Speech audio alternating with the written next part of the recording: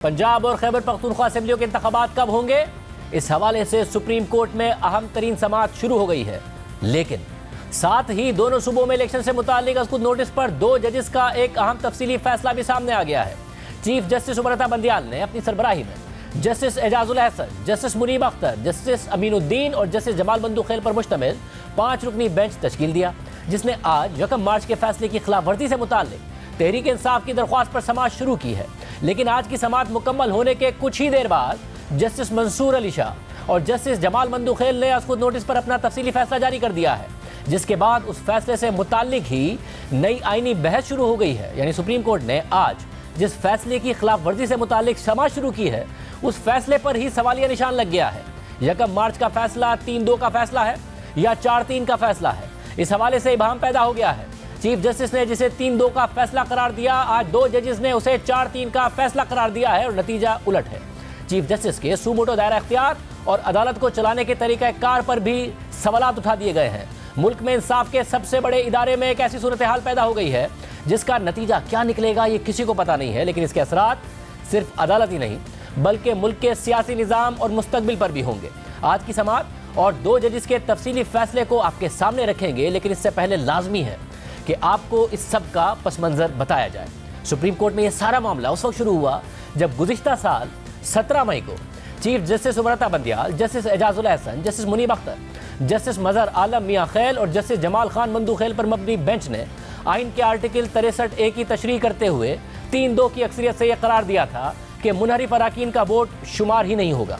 हालांकि उस बेंच में शामिल जस्टिस मजहर आलम मियां खैल ने अपने इख्तलाफी नोट में लिखा था कि आर्टिकल 63A को दोबारा लिखने की कोशिश की तो इससे दीगर आइनी शिकें मुतासिर होंगी और ये आइन दोबारा लिखने के मुतरादिफ होगा। जस्टिस जमाल बंदूखेल ने अपने इख्तलाफी नोट में लिखा था कि आर्टिकल 63A की मजीद तशरीह की ज़रूरत नहीं है, जजिस को दायरा इख्तियार में रहते हुए आइन की तशरीह करनी चाहिए और जजिस को सियासी मामलात में मुदाखलत नहीं करनी चाहिए। इसी केस की समाअत के दौरान 24 मार्च 2022 को चीफ जस्टिस उमरता बंदियाल ने रिमार्क दिए थे कि रुकने कौमी असम्बली की जानिब से तहरीक अदम एतमाद के सिलसिले में वज़ीर आज़म के खिलाफ डाले गए वोट को शुमार ना करना तौहीन आमेज हो सकता है। लेकिन बाद में खुद चीफ जस्टिस ने भी वोट ना गिनने का फैसला दे दिया। इस फैसले के तहत सुप्रीम कोर्ट ने गुज़िश्ता साल 26 जुलाई को पंजाब में डिप्टी स्पीकर दोस्त मोहम्मद मज़ारी की रूलिंग कलअदम करार दे दी थी। हमजा शहबाज की हुकूमत ख़त्म कर दी थी। चौधरी परवेज़ इलाही की फौरी हल्फ बर्दारी का हुक्म दे दिया था और करार दिया था कि असेंबली में पार्टी सरबराह का नहीं बल्कि पार्लिमानी पार्टी का फैसला माना जाएगा। इस केस की समाअत के दौरान हुकूमती वकला ने फुल कोर्ट का मुतालबा किया और मुतालबा मंजूर ना होने की सूरत में अदालती कार्रवाई का बायकॉट कर दिया। इसके बावजूद 3 रुकनी बेंच ने एक तरफा समाअत करते हुए यह फैसला जारी कर दिया था और ये 3 रुकनी bench chief justice Umar Ata Bandial, justice Ijazul Ahsan और जस्टिस मुनीब अख्तर पर मुश्तमिल था। फिर रवां साल जनवरी के महीने में तहरीक इंसाफ के चेयरमैन इमरान खान ने पंजाब और खैबर पख्तूनख्वा असेंबलियाँ तहलील करने का फैसला किया तो वज़ीर आला चौधरी परवेज़ इलाही ने खुलकर इस फैसले की मुखालफत की और यह भी कहा कि 99% अरकान असेंबली नहीं चाहते कि असेंबली टूटे। लेकिन फिर भी इमरान खान के दबाव पर वज़ीर आला परवेज़ इलाही ने 12 जनवरी को पंजाब असेंबली तोड़ने की समरी पर दस्तखत कर दिए और 14 जनवरी को असेंबली खुद ब खुद तहलील हो गई। और फिर 16 फरवरी को जस्टिस एजाजुल अहसन और जस्टिस मज़ाहिर अली नकवी ने मुअत्तिल CCPO लाहौर गुलाम महमूद डोगर का केस सुनते हुए पंजाब में वक्त पर इंतखाबात ना होने पर तशवीश का इजहार कर दिया और मामला उसको नोटिस के लिए चीफ जस्टिस को भिजवा दिया। इसी दौरान चौधरी परवेज़ इलाही की एक आला अदालती शख्सियत से मुबैना टेलीफोनिक गुफ्तगू भी सामने आ गई, जिसके बाद दीगर ऑडियोज़ भी सामने आ गई। लेकिन इसी दौरान 22 फरवरी को चीफ जस्टिस उमरता बंदियाल ने जस्टिस एजाजुल अहसन और जस्टिस मज़ाहिर अली नकवी के नोट पर उसको नोटिस लेते हुए अपनी सरबराही में 9 रुकनी बेंच तश्कील दे दिया, जिसमें justice Ijazul Ahsan, justice Mansoor Ali Shah, justice Munib Akhtar, justice Yahya Afridi, justice Mazahar Naqvi, justice Jamal Mandokhel, justice Muhammad Ali Mazhar और जस्टिस अतर मिनल्लाह शामिल थे। 23 फरवरी को पहली समाअत हुई तो जस्टिस जमाल बंदूखेल ने उसको नोटिस लिए जाने पर तहफ़्फ़ुज़ात का इजहार किया और अदालत में अपना नोट पढ़ा। जस्टिस अतर मिनल्लाह और जस्टिस मंसूर अली शाह ने असेंबलियों की तहलील से मुताल्लिक सवालात उठा दिए थे। जस्टिस अतर मिनल्लाह ने रिमार्क दिए थे कि सूबाई असेंबलियों की तहलील का भी उसको नोटिस लिया जाए। जस्टिस मंसूर अली शाह ने सवाल उठाया कि क्या असेंबलियाँ किसी के डिक्टेशन पर ख़त्म हो सकती हैं? नुमाइंदे 5 साल के लिए मुंतखब होते हैं तो किसी शख्स की हिदायत पर असेंबली तहलील कैसे हो सकती है? जिसके बाद समाअत 24 फरवरी तक मुलतवी कर दी गई। 24 फरवरी की समाअत में नून लीग पीपल्स पार्टी और JUI ने जस्टिस एजाजुल अहसन और जस्टिस मज़ाहिर नकवी पर तहफ़्फ़ुज़ात का इजहार कर दिया और उनकी बेंच से अलहदगी का मुतालबा कर दिया। इसी दिन जस्टिस अतर मिनल्ला ने हुकूमती इत्तेहाद के वकील फारूक नाइक से मुकालमा किया था कि मिस्टर नाइक, आपका क्या ख्याल है, क्यों ना ये मामला फुल कोर्ट सुने। तो इस पर फारूक नाइक ने कहा था कि पंजाब और खैबर पख्तूनख्वा में इंतखाबात का मामला फुल कोर्ट को सुनना चाहिए। लेकिन फिर 25 और 26 फरवरी यानी हफ्ते और इतवार को समाअत नहीं हुई और फिर 27 फरवरी की सुबह तहरीरी हुक्मनामा आ गया। तो उसमें justice Mansoor Ali Shah, justice Yahya Afridi, justice Jamal Mandokhel और जस्टिस अतर मिनल्ला के इजाफी नोट्स शामिल थे, जिनमें समाअत के नकात और तरीक़ाकार पर तहफ़्फ़ुज़ात का इज़हार किया गया था। जस्टिस याया आफरीदी और जस्टिस अतर मिनल्ला 27 और 28 फरवरी की समाअत में शामिल नहीं थे, लेकिन 23 और 24 फरवरी की समाअत में शामिल थे और उनके नोट्स भी 23 फरवरी के तहरीरी हुक्मनामे में शामिल थे। लेकिन 27 फरवरी की जब समाअत हुई तो चीफ जस्टिस उमर अता बंदियाल ने कमरा अदालत में आकर बताया कि justice Ijazul Ahsan, justice Yahya Afridi, justice Mazahar Naqvi और जस्टिस अतर मिनल्ला बेंच से अलग हो गए हैं। और फिर 5 रुकनी बेंच ने मुकदमे की समाअत जारी रखी और फिर 1 मार्च को chief justice Umar Ata Bandial, justice Munib Akhtar और जस्टिस मोहम्मद अली मजहर ने हुक्म दिया कि पंजाब और खैबर पख्तूनख्वा में फौरी इंतखाबात कराए जाएँ। पंजाब के लिए तारीख सदर मुमलिकत दें और खैबर पख्तूनख्वा के लिए सूबाई गवर्नर तारीख मुकर्रर करें। लेकिन उसी फैसले में जस्टिस मंसूर अली शाह और जस्टिस जमाल मंदू-खैल ने जस्टिस याया आफरीदी और जस्टिस अतर मिनल्ला की राय को रिकॉर्ड का हिस्सा बनाकर उससे इत्तफाक कर लिया था।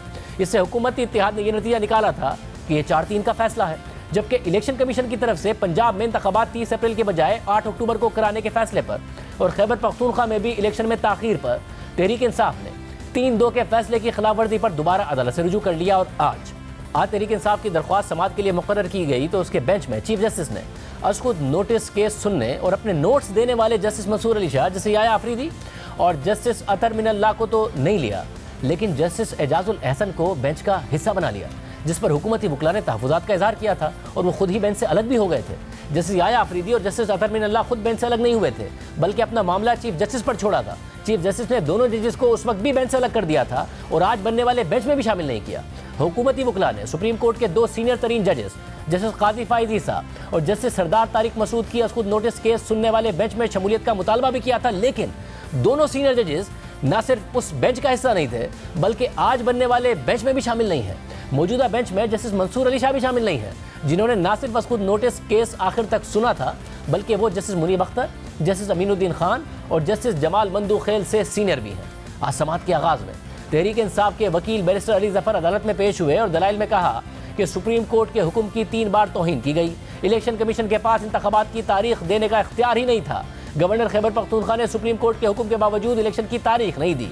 सदर मुमलिकत ने इलेक्शन कमीशन से मुशावरत के बाद 30 अप्रैल की तारीख दी थी। जस्टिस जमाल मंदू-खैल ने पीटीआई वकील से सवाल किया कि आप सुप्रीम कोर्ट से क्या चाहते हैं। बैरिस्टर अली जफर ने जवाब दिया कि सुप्रीम कोर्ट आइन और अपने हुक्म पर अमल दरामद कराए। जस्टिस जमाल मंदू-खैल ने अली जफर से सवाल किया कि आप किस अदालती हुक्म पर अमल दरामद चाहते हैं। अली जफर ने जवाब दिया कि मैं 1 मार्च के हुक्मनामे की बात कर रहा हूँ, जिसमें 90 दिन में इंतखाबात का हुक्म है। जस्टिस जमाल मंदू-खैल ने फिर सवाल पूछा कि क्या 1 मार्च का हुक्म अदालती हुक्म है। इस मरहले पर चीफ जस्टिस ने मुदाखलत करके रिमार्क्स दिए कि मेरे मुअज़्ज़िज़ साथी दस्तखतशुदा अदालती फैसले का हवाला देना चाह रहे हैं। जस्टिस मुनीब अख्तर ने रिमार्क्स दिए कि सुप्रीम कोर्ट के हुक्म पर तमाम 5 जजेस के दस्तखत हैं। ऐसा नहीं है कि सुप्रीम कोर्ट के 2 फैसले हों, फैसलों में इख्तलाफी नोट मामूल की बात है। जस्टिस एजाजुल एहसन ने रिमार्क्स दिए कि इलेक्शन कमीशन का मौक़िफ़ था कि वो पोलिंग की तारीख मुकर्रर नहीं कर सकता। अब इलेक्शन कमीशन ने पोलिंग की नई तारीख भी दे दी है।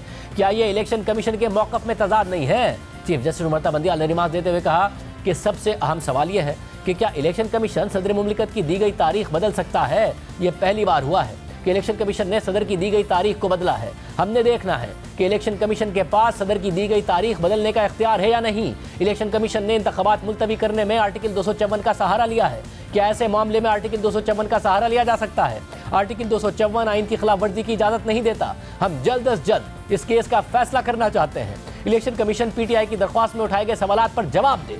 इस मरहले पर एडिशनल अटॉर्नी जनरल ने अदालत से इस्तदा की कि केस को 2 से 3 दिन बाद मुकर्रर कर दें। अटॉर्नी जनरल शहजाद इलाही ने ओहदे से इस्तीफा दे दिया है। नए अटॉर्नी जनरल की तैनाती तक समाअत मुलतवी की जाए। चीफ जस्टिस उमर अता बंदियाल ने इस्तदा मुस्तरद करते हुए रिमार्क्स दिए कि नामजद अटॉर्नी जनरल मुझसे आज मुलाकात करके गए हैं। कल तक नए अटॉर्नी जनरल भी आ जाएंगे। हुकूमत और पीटीआई इंतखाबात चाहते हैं तो यकीन दहानी कराना होगी। यकीन दहानी क्या होगी ये अदालत ने नहीं बताना, आपने तय करना है। अदालत को सिर्फ दोनों इतराफ से यकीन दहानी चाहिए। इंतखाबात पुरअमन, शफाफ और मुनसिफाना होने चाहिए। यकीन दहानी कराएं कि शफाफ इंतखाबात के लिए पीटीआई और हुकूमत पुरअमन रहेंगे। इसके बाद अदालत ने पीटीआई की दरख्वास्त में शामिल तमाम फरीक़ैन को नोटिस जारी कर दिए और समाअत कल सुबह 11:30 बजे तक मुलतवी कर दी।